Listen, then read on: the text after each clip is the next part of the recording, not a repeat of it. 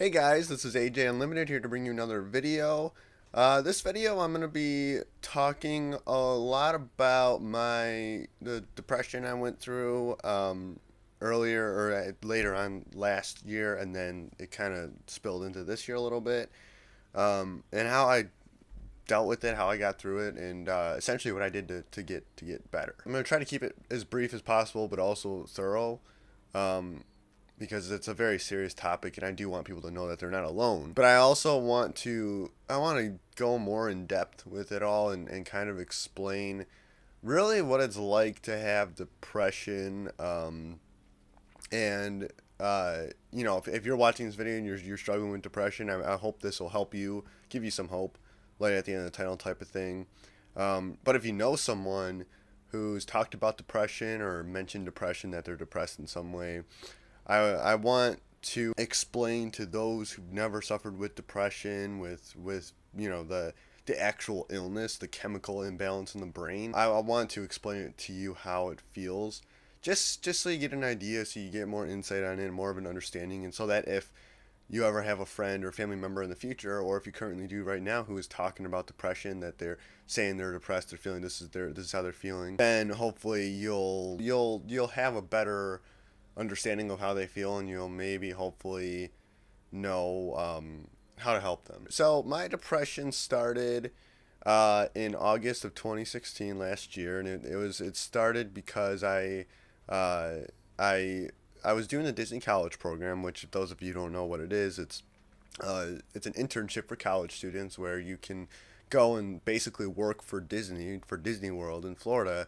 full time. And there's a few perks here and there. You can go to the parks for free. You get discounts on merchandise and like restaurants and stuff. So I mean, it's a pretty nice gig, for just a typical everyday college student who doesn't really know exactly what they want to do with their life, and you get the idea. So anyway, that's not my phone that's ringing. Is that?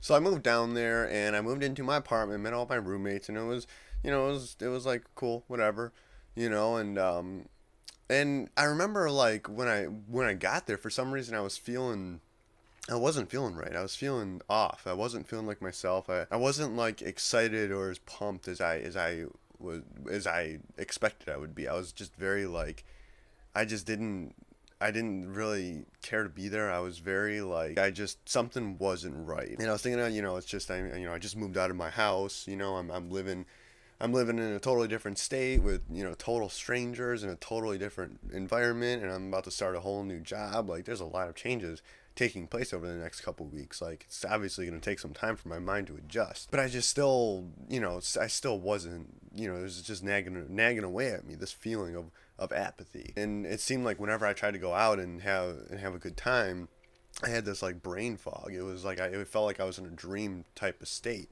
Like I felt very numb towards everything. I just really wasn't I just wasn't enjoying myself. I wasn't happy. And I still, over the next couple weeks, I was just trying to kind of convince myself this is all just part of the process. I'm trying to adjust. I'm trying to adapt to these new circumstances. And keep in mind, this was the first time I've ever lived outside of my house, away from my parents, away from my family. And on top of that, of course, I just left my part-time job to go here, and there was so many changes that took place that just all hit me at once, and it was a lot to take in, and I do think that had a lot to do with it. So I was thinking, okay, well, I'll give it a month, and if I don't feel better in a month, if I don't start to feel more warmed up to this place and more at home, I'll go home if I'm not feeling better. So the weeks went on, and my roommates and I, we would go out and we'd go to parks and we'd go to restaurants and just hang out, And I just remember it just kept getting deeper. This feeling kept getting worse. The brain fog, this cloudiness. Again, it felt like I was in a dream type of state. Nothing felt real to me. And to make matters worse, I had probably the shittiest job you can ever have in Disney, which was outdoor vending.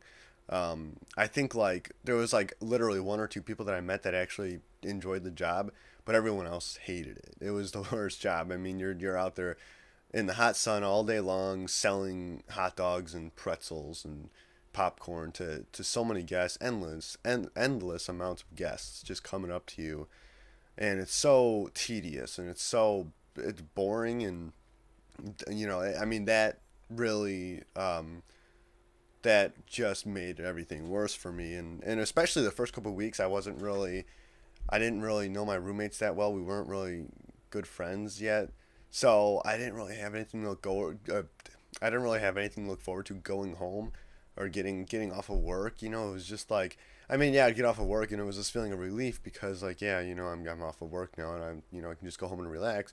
But it was still like I couldn't. I mean, right now this is my house. This is my home. I'm in my room. I'm in my natural habitat. I'm comfortable. I'm fairly content. It's like I can come home from my job that I have right now and do those things. I can come home and pet my dog and just chill, hang out with my mom, hang out with whoever is around, and have a couple drinks and just debrief, all that type of stuff. But when I was there, I couldn't do that. I couldn't really go home, and I mean, I can turn on the TV and kind of let go a little bit, but it just, yeah, I was just, I remember for the longest time, for what felt like months, but it was really just maybe like again a few weeks. I was just trying so hard to accept the circumstances and adjust, and I was watching all kinds of videos like how to adjust to life changes, how to let go of like your comfort zone, all that type of stuff, and it just nothing was working. And I think I talked to my dad a couple times on the phone, telling him how I felt, and he was kind of telling me all this same stuff too. You're growing up, man. Like, this is life. This is the real world. Get used to it. And I could talk to a couple of friends. I talked to my brother. And they were all just kind of saying the same thing. So I was like, this whole time I'm thinking like, I guess they're right. I mean, this obviously is out of my comfort zone. Like, I just have to give them more time. And I remember there was this one day. It was a Saturday, and I was off of work. And I remember I woke up and it was, bright, sunshiny day, great day, it was just like beautiful out. And remember I got up and I just, I ate my breakfast and I sat down and I watched like some Office or something on Netflix, trying to just think what I want to do with my day. And all of a sudden I just felt this feeling of frustration because this feeling of this depressed feeling I was struggling with this whole time, this apathy, this brain fog, all of that, the surreal feeling of just being not totally there. It just built up, and I remember I went out to my car. I just had this breakdown. I started just bawling my eyes out, crying, and tears flowing down, and I just felt so helpless. Like, I was so frustrated, and I mean, again, this is probably a solid like 3 weeks into the program. Um, and I was just like, what am I doing wrong? Like, why can't I just be happy and enjoy myself? Like, what is going on? And I just couldn't figure it out. But anyway, so fast forward maybe another couple weeks. Obviously, this feeling hadn't lifted. It only gotten worse. And my sister was actually down there with me too. She applied for the program, and she was in the program. So there was one day when I went out to eat, and I was telling her about this, and she was really the only one that said, listen, like, if you don't feel happy here, if you don't feel comfortable, if you want to go home, man. Like, no one's forcing you to stay here. They might give you a hard time about it, like my dad, my brother, you know. But at the end of the day, it's your life. You got to do what makes you happy. And I'm like, okay, yeah. And then I'm like, well, maybe I'll give her another couple weeks, another month.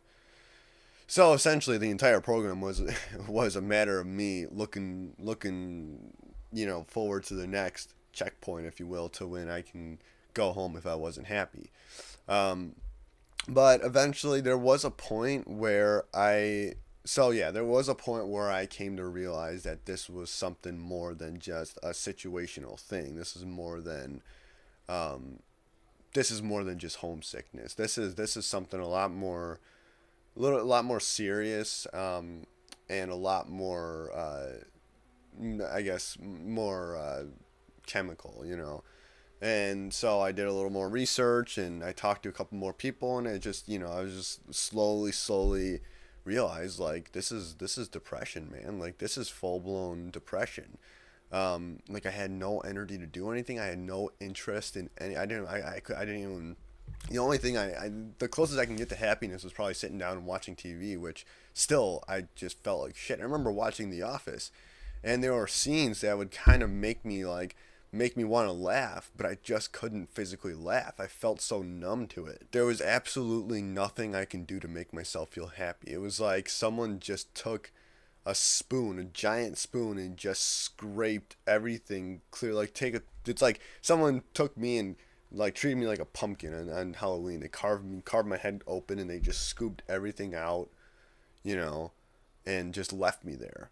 I didn't feel anything. There were a couple times where I thought, I don't know how much longer I can go on like this. And I tried telling people about it, but no one really seemed to fully understand how I was feeling. Everyone, mostly, like, I guess, my dad and a couple other people were just kind of telling me, like, listen, like, this is just a part of life. Like, this is it, man. Like, this is the real world. Like, they just kept on beating that into my head. But there was a point where I just wasn't having it anymore. I'm like, listen, this isn't this isn't normal.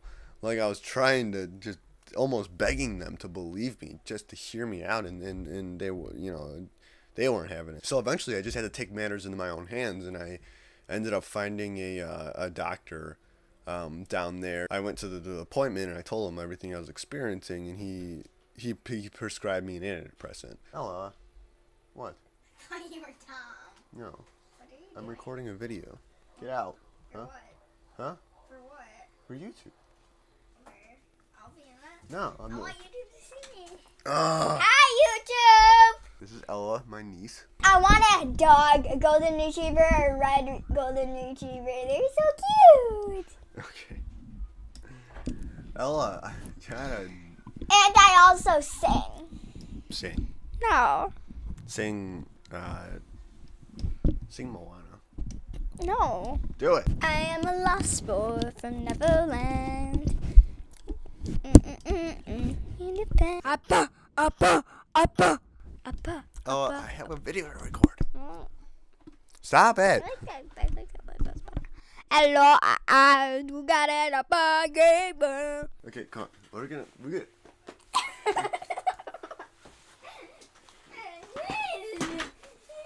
Open the door. Open it. Open it.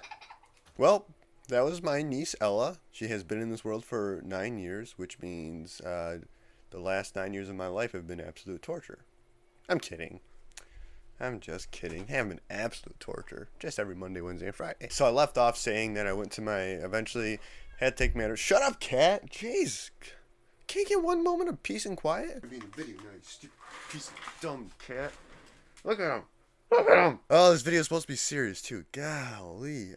Okay, let's get serious. So eventually I had to take matters in my own hands. I scheduled an appointment with a doctor down there that I found through my insurance company, and I told him everything that was going on and my whole situation, how I was experiencing this depression. And yeah, so he basically, well, at first he recommended I see a psychiatrist and all that, but I didn't want to go through that whole process. I just wanted to give me something to get through the program, because I didn't want to go home per se. I didn't want to quit, but I was in so much pain and so much agony that I didn't know what else to do, and I needed help and assistance.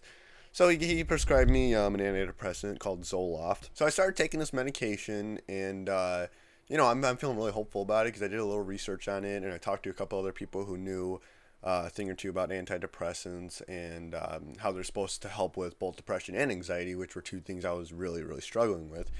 And they were saying, yeah, that should make you feel a lot better. That should do the trick. I'm like, well, that's awesome. Like, finally, this will hopefully be my answer to get me out of this rut. Thinking, just a few weeks and I'll be back to normal. I can enjoy the rest of this program and have fun and have a good time, and it's gonna be great. Well, little did I know it didn't work at all. In fact, I feel like it only made me worse. Because there were certain days where I did have some very dark thoughts, and I'm not going to get anything too specific because I'm still very sensitive to a lot of it. But I mean, I love you too, Kat. All right. There were some very, very dark moments throughout this journey. And it wasn't just once. It was, I mean, it happened. I mean, it wasn't necessarily a clear cut thing either. Some days I felt worse than others. Um, but it was a very, very, very scary thing. And there were some days where I was thinking, this has to be a dream. This has to be a dream or some sort of coma or something, because this is not me. This isn't who I am.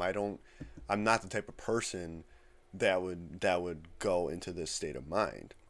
And it was freaking me out, and I was praying to God, like, please help me wake up from this dream or something. Like, it was the most surreal experience of my life, the most surreal feeling. Nothing felt real to me. It felt so out of my element, so out of my just my everyday life and who I was. I didn't feel like I was living my life. I felt like I was trapped in someone else's body, um, who had, just some sort of debilitating mental illness, and that's pretty much what it was.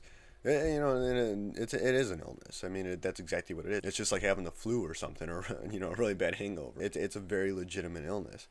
But it's just like the most scary trapped feeling, because again, you can't go home and like I couldn't even take a shower and feel pleasure from that. Like, I would step into the shower, feel the hot water hit my skin, and normally I'd be like, oh, this feels nice, I needed this. But like, I didn't even feel that. I didn't even feel a physical sensation of a shower. Like, it literally felt like my skin was just numb to it. I still felt the water hitting my body, but the relaxing temperature, the heat from the shower, I could not physically feel that. It just went out the window. And there were times like I just didn't know. I didn't know what to do, and I felt so like there were a couple times I went into just a full out panic mode, because of this, because like there's no breaks. There's no I couldn't watch TV and feel better. I couldn't drink and feel better. I couldn't, I couldn't, like, if I was in a group of people, and and there was a joke that let out and everyone started laughing, I would force it, because I don't want to be that buzzkill. But it was like I didn't feel anything. There were a couple of things that were really, really annoying, about the depression, that people don't really talk about or seem to really expect or notice. The first thing that really annoyed me about it was the forgetfulness. I would be thinking about something. I would just be thinking, I don't know, Walking Dead. I would be thinking about The Walking Dead or some show, just daydreaming. And maybe like, a customer would come up to my stand, and I would ring them up and give them their popcorn or their hot dog or whatever.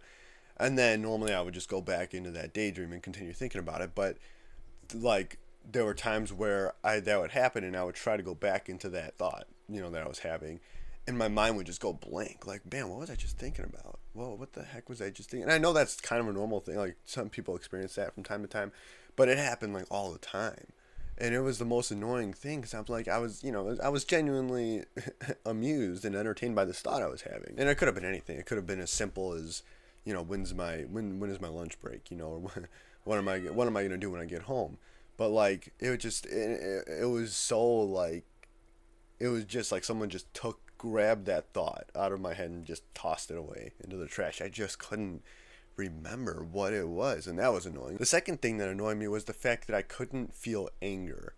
And that's kind of a weird one, but it was one of those things where like, I couldn't feel frustration. I felt frustration towards my depression, but I couldn't feel like, I couldn't be angry, because I was so empty, and so my emotions were all ran dry. Like, I would wake up for work, and it would be early in the morning. I wouldn't want to get out of bed, but I couldn't feel that sense of like that frustration. And it's not something that it's not something I thought I'd ever miss, feeling that way.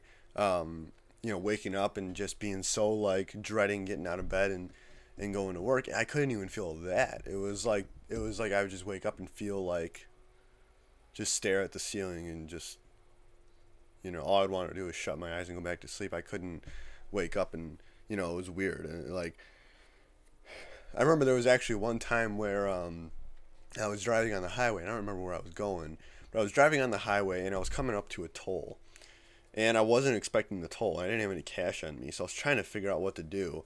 And so I pulled over, and I was sitting there, And I was like, I was starting to feel that kind of like that frustration and anger. But then all of a sudden, I just felt like I just started to feel like really tired and empty. And I was just like, I wanted to feel angry because that's a normal thing to want to feel. Like, I mean, anger is part of anger is an expression, it's an emotion. So when you can't feel something like that and properly express yourself, it bothers you. It's like, it's almost like a survival thing. It's just human nature to want to feel those certain emotions. And I couldn't feel that anger.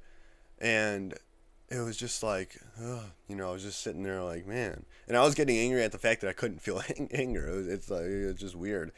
Um, and then I remember, actually, I think there was a point, I think I found like a $20 bill hidden in my glove box, and I grabbed it, and again, I didn't feel any joy.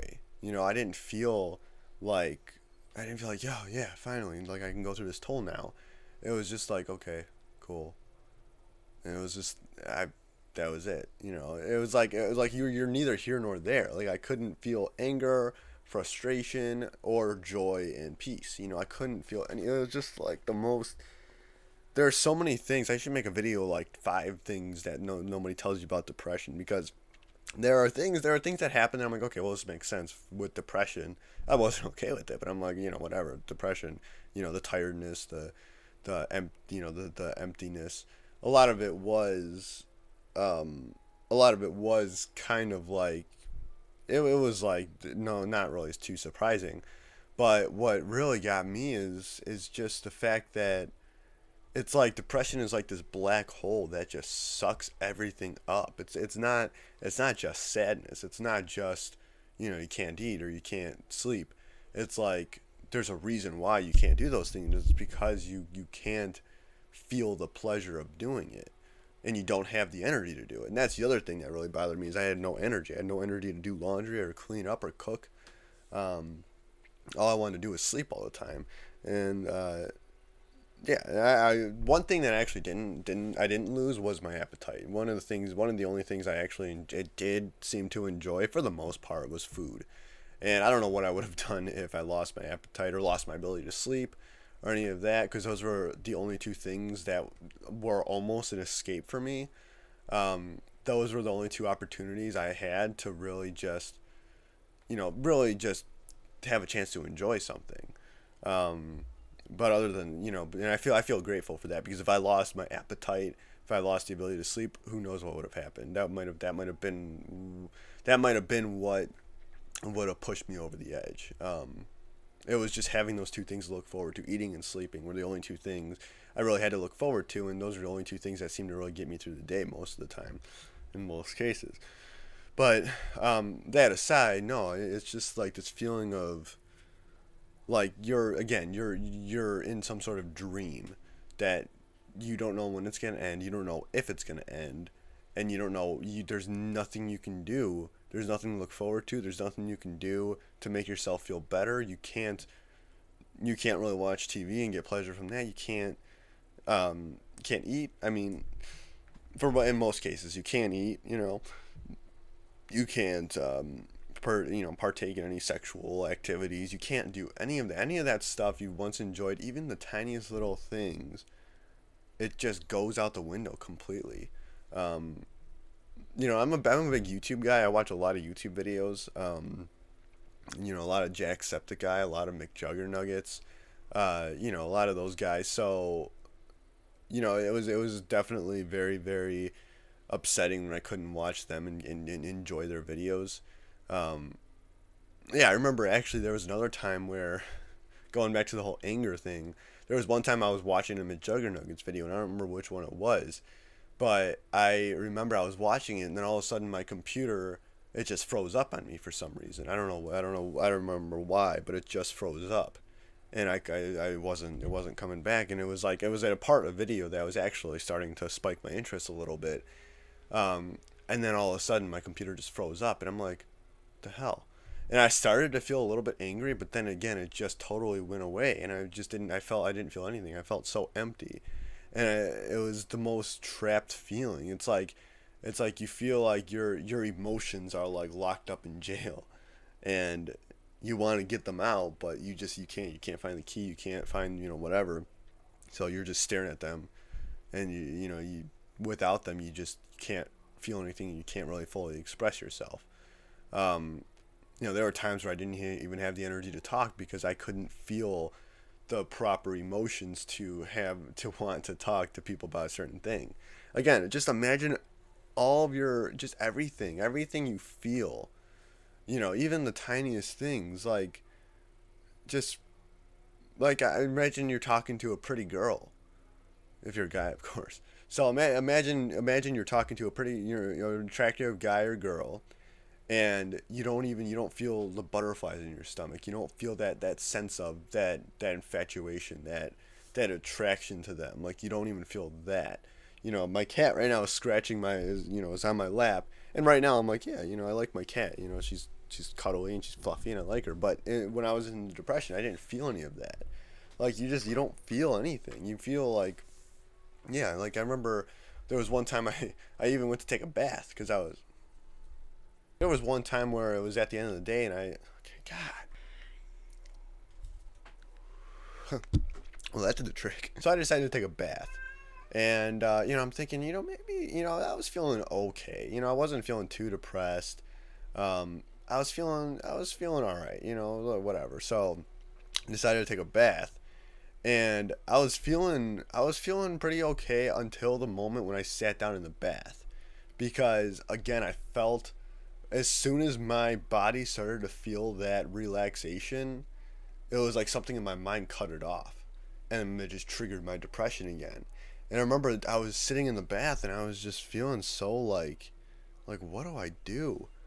And I just couldn't, I couldn't enjoy anything. I remember that was actually one of the first times I remember thinking, like, I'm better off dead. Like, I almost wish I was dead. I remember that was one of the first times when I had that feeling, when I was just sitting there, like, and of course I was thinking about the future. I was thinking, like, if this is how I'm gonna feel for the rest of my life, um, I don't want to live like this. Like, I can't even enjoy a nice relaxing bath. And I mean, there was a point where it just kind of plateaued. It didn't get worse, but it didn't get better. It just kind of persisted. And again, some days were better than others. Some days were worse than others. And not all days was I totally super duper depressed. I mean, I would say there was a window in the program, probably a span of a few weeks, where things were actually kind of okay. I would go to work and I would still hate my job, and I still kind of had a brain fog going on. But I wasn't totally super depressed. I was able to sort of feel some things, and a couple times I thought maybe I was actually getting better. I would be able to go home and hang out with my roommates and watch some Netflix, and I was able to let some things in. I was far from happiness, but it was like, it wasn't unbearable. But it wasn't long before that kind of wore off, and I went back into that depressed, empty state. And I remember there was actually one time I got a flat tire, and again, I was just feeling so empty about it, the whole thing, and I barely had the energy to call the guy to come get it fixed. I was just I mean, I needed to do it. I just needed to get it done so I can get back to my apartment. But I didn't feel anything. I didn't feel anything towards it. I didn't feel anger when it happened. I didn't feel relief when it was fixed. It just happened, and then that was it. I was like a robot. I was just there. I was just existing. I didn't feel anything. I didn't really care about anything. I was lifeless. It was, again, the most helpless feeling. And it's the most scary feeling. And you feel so trapped and alone. And it's like a demon comes in and takes control of your mind and body. And you don't have any bad intentions or negative, thoughts. But yeah, it's like a demon comes in, takes control of your mind and body, and just drains everything. Your energy, your emotions, your feelings, everything. Your sense of reality, or your perception, all of it. It just drains every bit of it and slowly kills you from the inside out, and you're feeling every bit of it. And it's like there's nothing you can do about it. You just sit there and watch it happen. And again, it's just sucks. I think I read somewhere that it's the cancer of the soul. Depression is cancer of the soul. It will kill you. You know, if you don't get it treated, it can kill you. I didn't like try to kill myself or anything, you know, because I think I was able to see through it, even though, you know, even at the worst, darkest times, the worst periods of it, I was able to see through it, and I would think about my family and my friends and all the people who care about me, and just my sheer will to survive, to keep going. I mean, I didn't want to die. I just didn't want to live. You know, it was the ultimate between a rock and a hard place. Like, had absolutely no idea what to do. So fast forward to the end of the program. I remember it was like a week left. It was the most bittersweet feeling because I did meet a lot of great people, and you know, that place did kind of become like home to me. But the feeling of being able to finally go back home, and I wouldn't get shit for it, that was like a good feeling. So I didn't really know how to feel or what to think. It was just very like, okay, it's happening. And I was actually kind of afraid to go back home because I remember being afraid that this depression won't go away once I go home. I was afraid that it had gone on so long that my brain chemistry wasn't going to be able to fix itself on its own. And unfortunately, that's exactly what happened. Remember, it was like 9 o'clock by the time I got home, and you know, my dog came at me, and I pet her and everything, and my brother had just bought a case of beer, so, you know, I started drinking a beer. And then I just remember, I was feeling like, okay, you know, yeah, I'm home now. And I was kind of trying to process it. But I was still feeling very depressed and kind of empty. And I was like, man, like, okay, well, you know, maybe it just take a few days to readjust. I wasn't feeling as bad as some of my worst days in Disney, but I wasn't feeling like I was at home. I was still feeling like just something isn't right. And I thought I'd still give it a couple more weeks, see what happens. And I went back to work, my old job, and I signed up for some classes. But I mean, all I really ever wanted to do again was just sit at home and sleep, or you know, just kind of go on Facebook or YouTube, and distract myself as much as possible. But you know, and it was almost worse being at home than being in the program, because at least in the program I was able to look forward to going home. But now that I was home, there was nothing else to look forward to. That was it. That was my final destination. There were a couple times where I did think, like, can I live like this? You know, how much longer can I live like this? And eventually, yeah. So eventually, I made an appointment with a counselor, a therapist, and I saw her like a week later. And immediately after our first session, she's like, "All right, I'm gonna refer you to a psychiatrist." And it was like maybe like 3 weeks later. I had the meeting with her. She actually prescribed me a medication for OCD, which I've suffered with my whole life. Obsessive thoughts, obsessive thinking, just an overactive mind. And it turned out that that's actually what caused my depression, which I kind of knew that, but it was still there's still a lot of unanswered questions I had about the whole thing. But essentially, my OCD kind of led to this depression, and then they went hand in hand from there. But yeah, she gave me this medication. It's actually called fluvoxamine, and I've been on it for a little over 3 months now, and I've been doing a lot better. I'm still not 100%. I'd say I'm like 90% back to normal. You know, I'm starting to feel a little bit more content, more grounded, more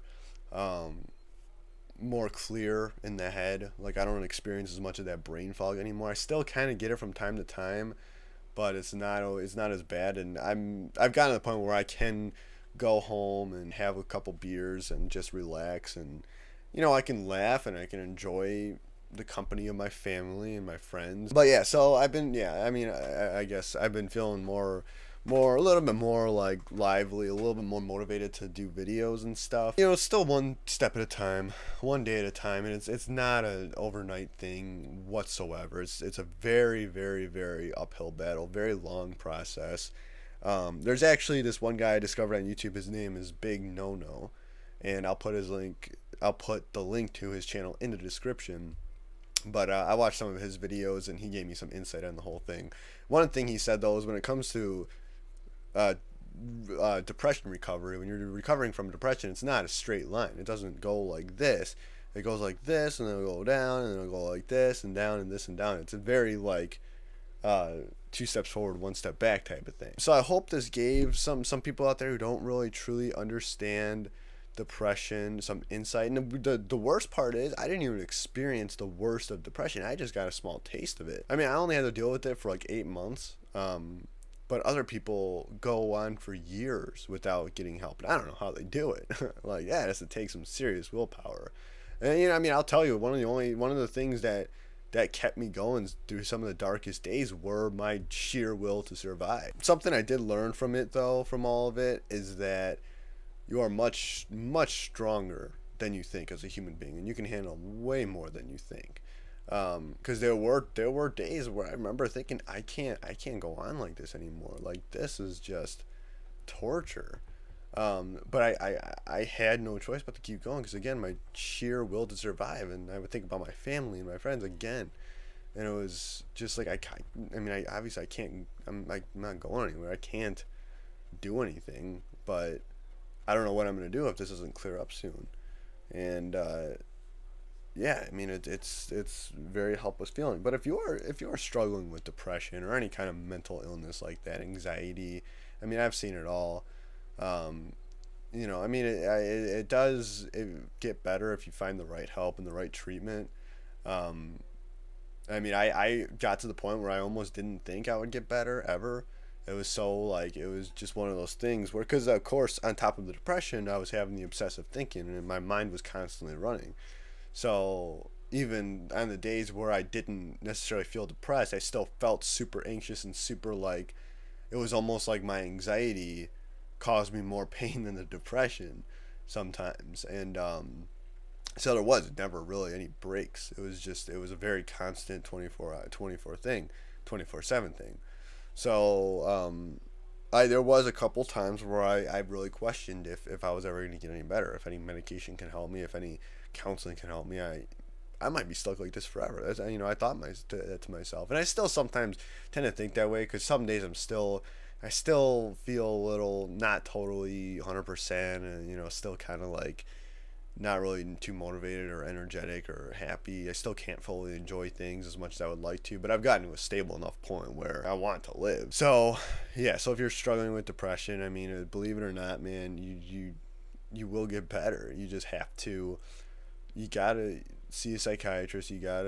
There's just some things you have to do, and obviously a lot of self-care. There are just certain steps you need to take in order to get better, and you will.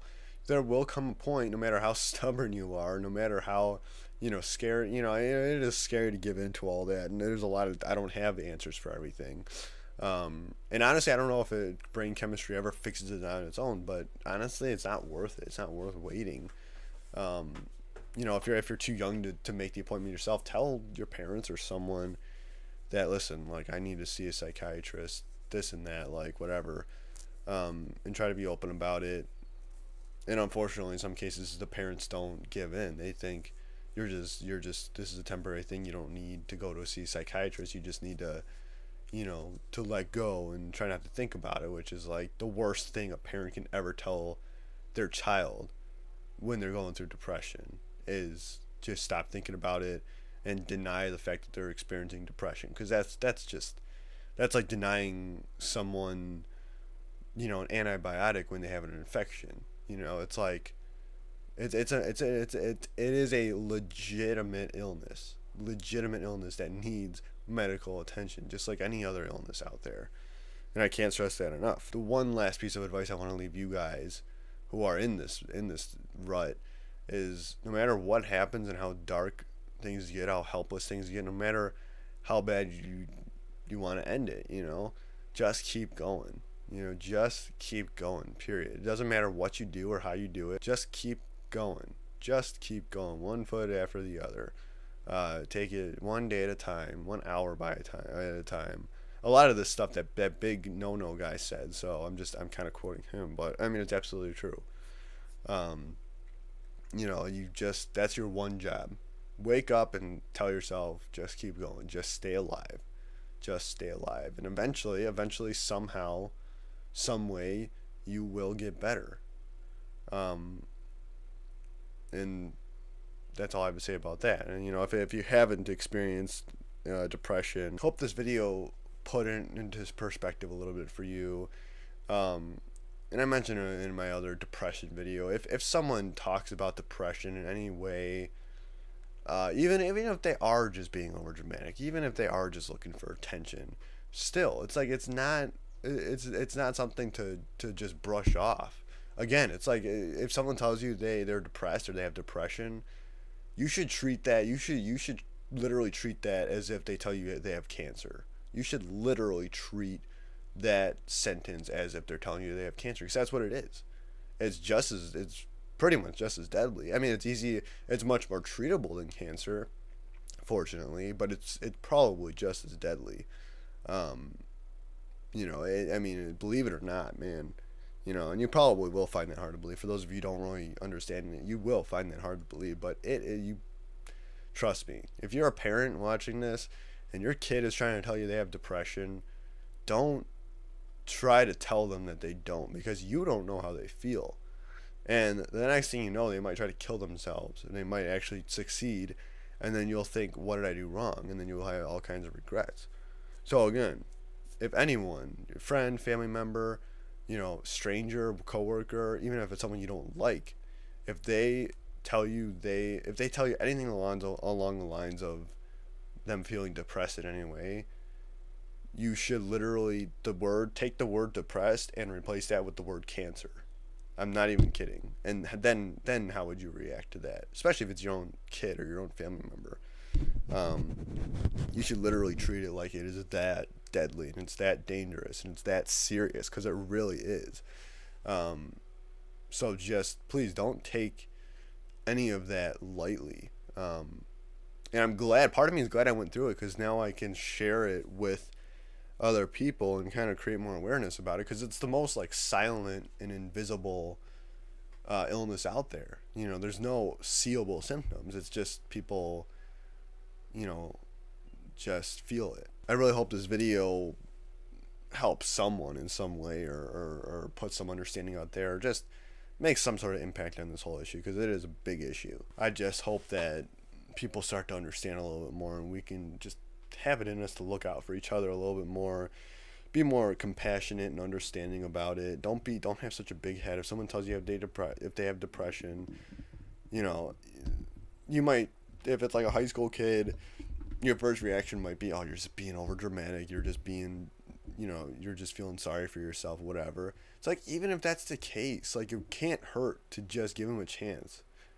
Take them to the doctor, take them to see a psychiatrist or a counselor or whatever.